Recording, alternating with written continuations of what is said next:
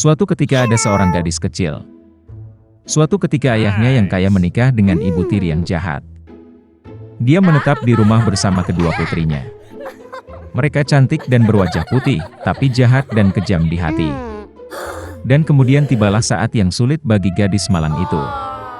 Dari pagi hingga larut malam, mereka memaksanya melakukan pekerjaan kotor, mengangkut air, memanaskan kompor, memasak makanan, mencuci piring, dan mencuci pakaian. Dan di samping itu, saudara tiri melakukan yang terbaik untuk membuatnya kesal sebanyak mungkin. Mereka mengejeknya, menuangkan kacang polong dan gandum ke abu, dan dia harus duduk dan mengambilnya. Di malam hari, ketika dia lelah bekerja, dia harus pergi tidur bukan di tempat tidur, tetapi di lantai di sebelah kompor. Dan karena dia selalu dalam abu, debu dan kotor, saudara perempuannya memanggilnya Cinderella.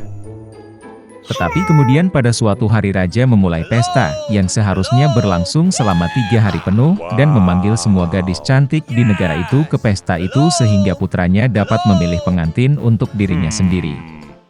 Ketika dua saudara perempuan yang disebutkan itu mengetahui bahwa mereka juga dapat datang ke pesta itu, mereka langsung mulai berdandan dan bersolek.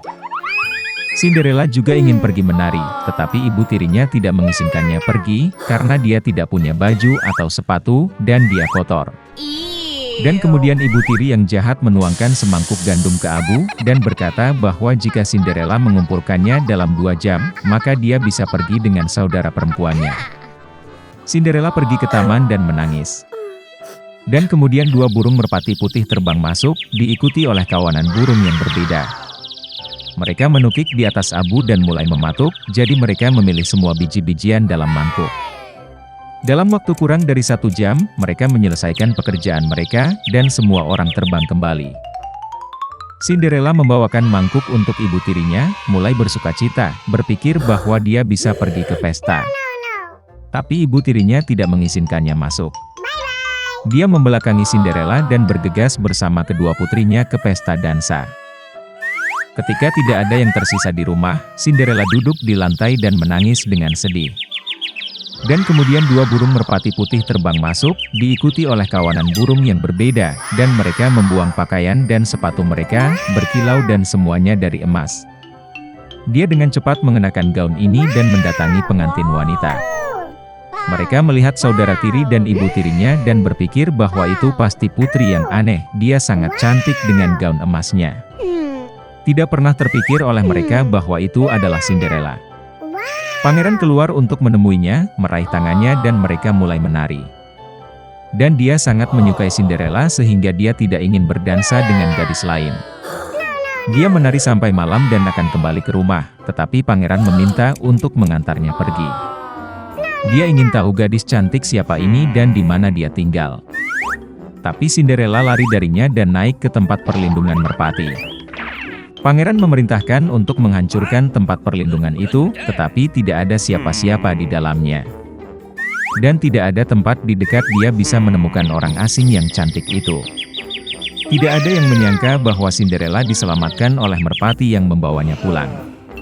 Pangeran kesal dan pergi ke istana dengan kepala menunduk.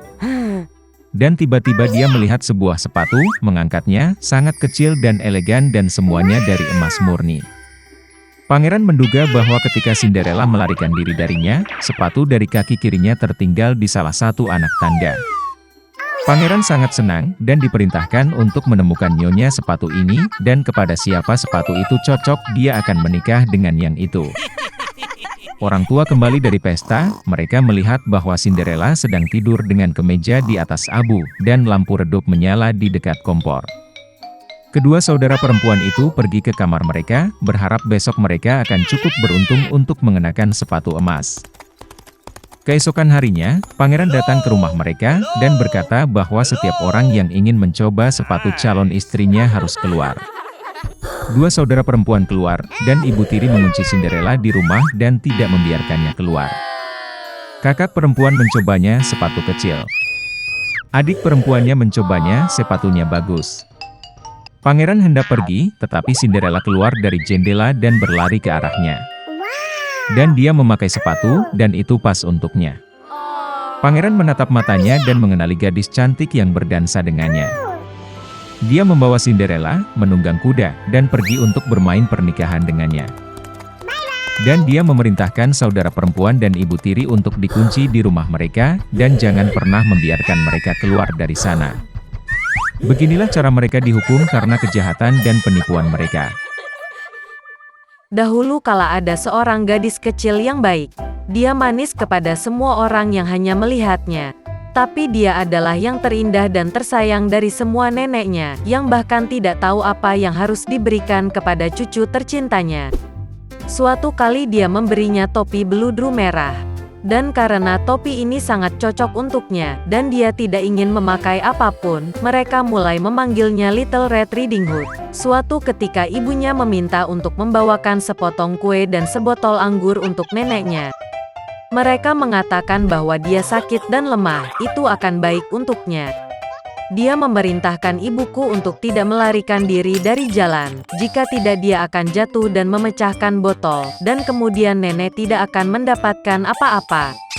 Dan ketika dia datang ke neneknya, agar dia tidak lupa untuk menyapanya. Little Red Riding Hood patuh, mengambil hadiah dan berangkat. Dan nenek saya sudah tinggal di belakang hutan, setengah jam berjalan kaki dari desa. Dan segera setelah Little Red Riding Hood memasuki hutan, dia bertemu dengan seekor serigala. Gadis itu, bagaimanapun, tidak tahu jenis binatang buas apa itu, dan sama sekali tidak takut padanya. Dia menyapa dengan sopan. Serigala itu juga berperilaku sangat sopan, jadi si kecil berkerudung merah memberi tahu serigala itu bahwa dia membawa hadiah untuk nenek tercintanya.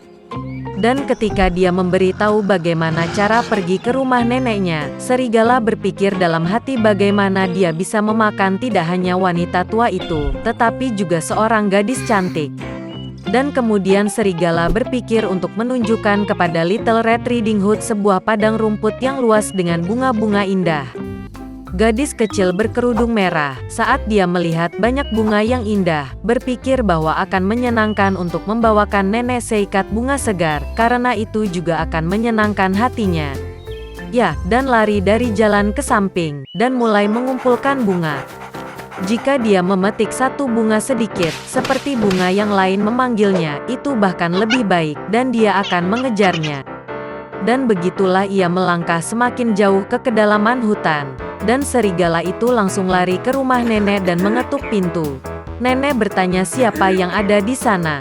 Dan serigala itu menjawab dengan suara tipis bahwa yang membawakan pai dan anggur adalah Little Red Riding Hood. Wanita tua itu percaya dan memerintahkan untuk menekan kait dan masuk. Serigala menekan kait, pintu terbuka, dan dia lari ke gubuk neneknya. Saya bergegas ke tempat tidur nenek saya dan langsung menelannya. Kemudian dia mengenakan gaun neneknya dan topinya di atas kepalanya, pergi tidur dan menunggu. Sementara itu, gadis berkerudung merah berlari dan mengejar bunga, dan ketika dia mengumpulkan sebanyak mungkin yang dia bisa bawa, dia teringat kembali tentang neneknya dan pergi ke rumahnya. Dia sangat terkejut karena pintunya terbuka lebar, dan ketika dia memasuki ruangan, dia memanggil neneknya.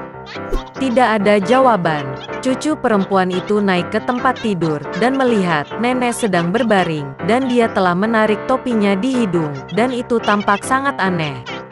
Little Red Riding Hood bertanya dengan bingung mengapa nenek memiliki telinga sebesar itu. Dan serigala menjawab dengan suara nenek untuk mendengar lebih baik. Kemudian Little Red Riding Hood bertanya mengapa nenek memiliki mata yang besar. Untuk lebih melihat Anda, serigala menjawab. Dan lengannya sangat besar sehingga lebih mudah untuk digenggam. Dan ketika Little Red Riding Hood melihat mulut serigala dan hanya bertanya mengapa nenek memiliki mulut yang begitu besar, serigala itu menerkamnya, berteriak, agar aku bisa memakanmu. Dan bagaimana dia melompat keluar dari bawah selimut dan menelan gadis malang itu. Setelah merasa muak dengan cara ini, serigala kembali tertidur, dan mulai mendengkur sebanyak yang dia bisa. Saat itu seorang pemburu sedang lewat di depan rumah nenek, mendengar dengkuran dan bertanya-tanya apakah telah terjadi sesuatu pada wanita tua itu sehingga dia mendengkur begitu. Dia memasuki rumah, pergi ke tempat tidur dan melihat bahwa serigala sedang tidur di sana. Dan dia sudah lama memburu penjahat ini. Dia ingin membunuhnya dengan pistol, tetapi terpikir olehnya bahwa serigala itu mungkin menelan neneknya dan dia masih bisa diselamatkan. Itulah mengapa dia tidak menembak, tetapi membuka lebar mulut serigala, dan melihat topi merah menyala di sana. Seorang gadis melompat keluar dari mulutnya dan berkata bahwa neneknya masih di sana. Pemburu itu membuka mulut serigala lebih lebar lagi, dan nenek tua itu entah bagaimana keluar dari balik kerudung merah. Mereka senang, mulai memeluk dan berterima kasih kepada pemburu. Mereka memutuskan untuk memberi pelajaran pada serigala yang licik. Mereka membawa batu-batu besar secepat mungkin, memasukkannya ke dalam mulut dan perut serigala, dan membawanya ke halaman. Dan ketika serigala bangun, dia melihat pemburu, dan hendak melarikan diri, tetapi tidak dapat menahan beban batu, dan jatuh ke tanah. Ini menyenangkan ketiganya, sementara serigala bangkit dan hampir tidak menyeret perutnya yang berat ke dalam hutan yang gelap. Mereka tidak pernah melihatnya lagi. Beginilah cara mereka memberi pelajaran pada serigala yang licik, dan Little Red Riding Hood memutuskan bahwa dia tidak akan pernah lagi melanggar perintah ibu.